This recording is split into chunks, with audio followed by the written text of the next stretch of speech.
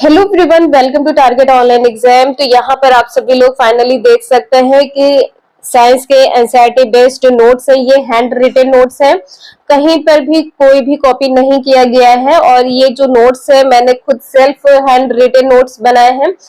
आप सभी के कमेंट्स आ रहे थे कि सीटेट के लिए कोई बेस्ट कंटेंट बताया जाए या कोई बेस्ट बुक बता दी जाए या यू कहीं पर भी यूट्यूब चैनल से कोई नोट्स बाय कर सकते हैं। तो यदि आप सभी लोग कहीं पर भी कोई नोट्स बाय करना चाहते हैं तो आप लोग बाय कर सकते हैं। वरना जो मेरा यहाँ पर सेल्फ का एक्सपीरियंस है तो उसके आधार पर यहाँ पर हम आप लोगों को बताना चाहेंगे कि यदि आप सभी के पास टाइम है और आप सभी लोग 1 महीने लगकर नोट्स बनाना शुरू कर देंगे तो आप लोगों को एक फायदा यहाँ पर ये देखने को मिलेगा, आपके हैंड रिटन नोट्स कंप्लीट हो जाएंगे। दूसरा, आपको चीजें जैसे आप लिखते जाएंगे आपको चीजें बार बार याद होती चली जाएंगी। आपने पहले से पढ़ रखा है तो इसका ये बेनिफिट यहाँ पर आप लोगों को देखने को मिलेगा। चाहे आपका सीटेट का एग्जाम हो या टेट का एग्जाम हो या कोई टीचिंग भर्ती का एग्जाम हो, तो उसमें आप सभी को साइंस क्वेश्चन से क्वेश्चंस देखने को मिलते ही हैं। तो आप लोगों को यहाँ पर क्या करना है, देखिए जैसे यहाँ पर आपको सीटेट के लिए नोट्स बनाना है या टेट के लिए नोट्स बनाना है तो सबसे पहले आप सभी को साइंस पोर्शन में सिलेबस देख लेना है। आपका सिलेबस क्या है, जैसे कि यहाँ पर आप लोगों को पता है कि सीटेट में जो आप सभी का सिलेबस है उसमें फूड से क्वेश्चंस पूछे जाते हैं। तो यहाँ पे सबसे पहले आप सभी को 6th, 7th और 8th की बुक ले लेनी है। ये तीनों बुक आप सभी लोग यहाँ पर देख पा रहे हैं, 6th, 7th और 8th की बुक है। तो यहाँ पर आप सभी को इसके कंटेंट पर आ जाना है, इंडेक्स पर आ जाना है और यहाँ पर आप सभी लोग देख पाएंगे कि भोजन एवं स्वास्थ्य एक चैप्टर यहाँ पर है। भोजन एवं स्वास्थ्य चैप्टर नंबर 9 पर है। यहाँ पर आपको चैप्टर ओपन कर लेना है। तो यहाँ पर चलिए हम चैप्टर ओपन कर लेते हैं। अब जैसे कि यहाँ पर आप सभी ने देखा है चैप्टर नंबर 9 है और इसमें किस प्रकार से बताया गया है। अब यहाँ पे देखिए भोजन से रिलेटेड है तो सबसे पहले आपको भोज्य पदार्थ और भोजन के बारे में पता होना चाहिए। तो भोज्य पदार्थ किसे कहते हैं और भोजन किसे कहते हैं। तो आपको क्या करना है, भोज्य पदार्थ क्या है, तो जो चीजें आप खाते हैं वे सभी पदार्थ जो खाने योग्य है या आप उन्हें खाते वो क्या है, भोज्य पदार्थ है। और भोजन किसको कहते हैं, जिनसे हमको पोषण मिलता है वो क्या है, भोजन है। और भोजन से हमें शक्ति प्रदान होती है। पोषक तत्व क्या है, तो शक्ति प्रदान करने तथा शरीर की वृद्धि के लिए जो आवश्यक तत्व होते हैं उनको पोषक तत्व कहते हैं। इसी प्रकार से भोजन के कुछ कार्य होते हैं तो आप लोगों को कुछ इस प्रकार से पढ़ लेना है। यदि आप लोग पढ़ लेंगे तो अच्छा है और यदि आप लोग पढ़ के याद रख पाए तो अच्छी बात है। और यदि आप लोग जिसे आपने पढ़ा है और आपको लगता है आप भूल जाएंगे तो आप लोगों को कहीं पर भी नोट डाउन कर लेना है यदि आप सभी लोग नोट्स बना रहे हैं। इसके बाद में यहाँ पर कुछ वेजिटेबल्स है, कुछ फ्रूट्स है जो खाने योग्य है तो आप लोगों को ये भी लिख लेना है, ठीक है।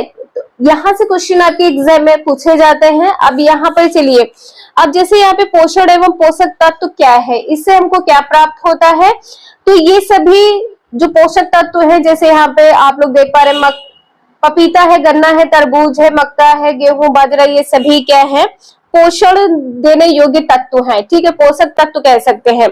पोषक तत्वों द्वारा ही शरीर की जो आवश्यकता पूरी होती है या आवश्यकताओं को पूरा किया जाता है उनको क्या कहते हैं, पोषण कहते हैं।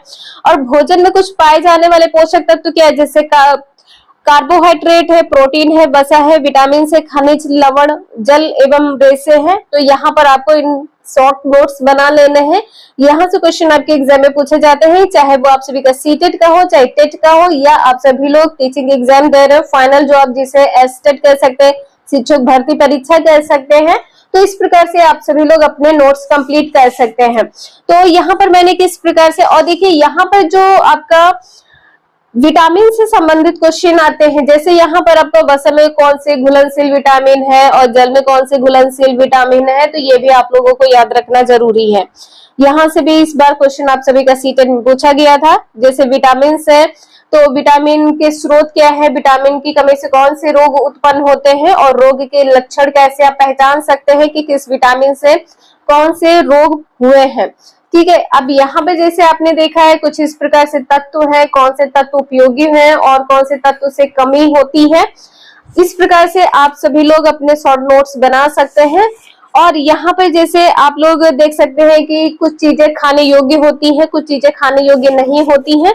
तो इस प्रकार से ये 15 से 20 मिनट का जो ये टॉपिक है आपका यहाँ पर एंड हो जाएगा।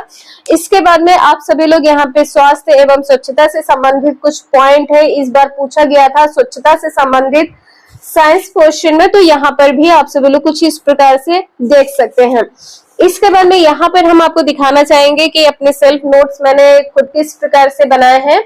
तो यहाँ पे जैसे देखिए भोजन से संबंधित है, तो भोजन क्या है, तो खाद्य योग पदार्थ है और इससे हमको क्या प्राप्त होता है, ऊर्जा, कुछ इस प्रकार से। और इसके बारे में भोजन के जो आधार पर जीवों का वर्गीकरण किया गया है, शाकाहारी, मांसाहारी और सर्वाहारी। तो यहाँ पर आप देख सकते हैं कौन कौन से स्रोत है जो खाने योग्य है। तो आप सभी का आलू से पूछा गया था कि आलू क्या है, तो आलू एक तना है। इसी प्रकार से यहाँ पर आप सभी लोग देख पा रहे हैं कि कुछ ऐसे पौधे हैं जिनके एक से अधिक भाग खाए जाते हैं, जैसे जड़ और पत्ते खाए जाते हैं, फूल और फल खाए जाते हैं, बीज और पत्ते खाए जाते हैं, तना और पत्ते यहाँ पे खाए जाते हैं। और जानवरों से मिलने वाले कुछ खाद्य पदार्थ कुछ इस प्रकार से, तो यहाँ पर आप सभी लोग देख पा रहे हैं। और यहाँ पर आप लोगों ने पढ़ा होगा तो आप लोगों को ये भी पता होगा कि जो पौष्टिक तत्व होते हैं, जो वाय है, और सूक्ष्म पोषक तत्व होते हैं वो कौन कौन से होते हैं। इसी प्रकार से आपके जो भोजन के अवयव हैं, यहाँ से भी क्वेश्चन आपके एग्जाम में पूछे जाते हैं। तो कुछ इस प्रकार से आप अपने नोट्स कंप्लीट कर सकते हैं। और यदि आप सभी लोग ये नोट्स लेना चाहते हैं आप, तो हमें कमेंट करके जरूर बता दीजिएगा। ये हैंड रिटन नोट्स हैं और यदि आपने कहीं पर भी बाई कर रखा है तो आप सभी लोग कंटिन्यूटी जरूर बना के रखिए और अपना स्टडी जो है कंटिन्यू रखिए।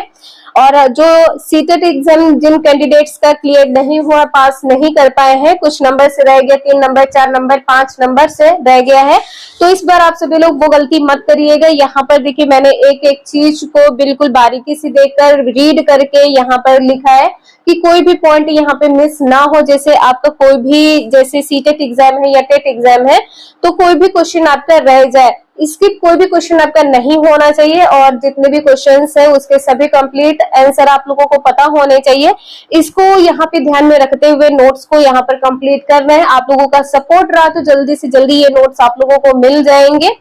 और यदि आपने पहले से कहीं पर बाई कर रखा है तो आप सभी लोग उस नोट से जरूर पढ़ें और ज्यादा से ज्यादा प्रैक्टिस करें, क्योंकि देखिए प्रैक्टिस मस्ट होती है। जितना ज्यादा प्रैक्टिस करेंगे आपको चीजें उतनी ज्यादा समझ में आएंगी। और देखिए जो सीटेट है वो कॉन्सेप्ट बेस्ड है, यदि आप सभी को कॉन्सेप्ट समझ में आ जाएगा तो आप सभी का सीटेट इजीली निकल जाएगा।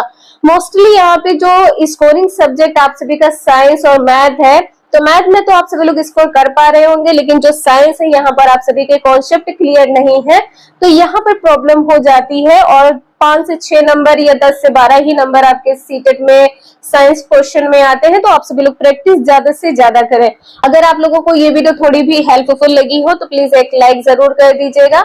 और यदि आप सभी लोग ये नोट्स लेना चाहते हैं तो हमें कमेंट करके एक बार जरूर बता दीजिएगा। और इसका जो है डेमो हम आप लोगों को टेलीग्राम पर दे देंगे कि आप सभी लोग रीड कर लीजिएगा। कहीं पर भी कोई भी आपको लगता कमी है यहाँ पे कि कोई भी पॉइंट यहाँ पर स्किप हो रहा है तो आप हमें सजेस्ट कर सकते हैं। हम आप लोगों की यहाँ पर एक एक पॉइंट को स्किप ना हो इसलिए बहुत ध्यान में रखते हुए आगे नोट्स हम कंप्लीट करने की पूरी कोशिश करेंगे, जिससे आप सभी का सीटेट इस बार अच्छे से क्लियर हो सके। तो thank you for watching this video को ज्यादा से ज्यादा लाइक और शेयर जरूर कर दीजिएगा। Thank you for watching this video.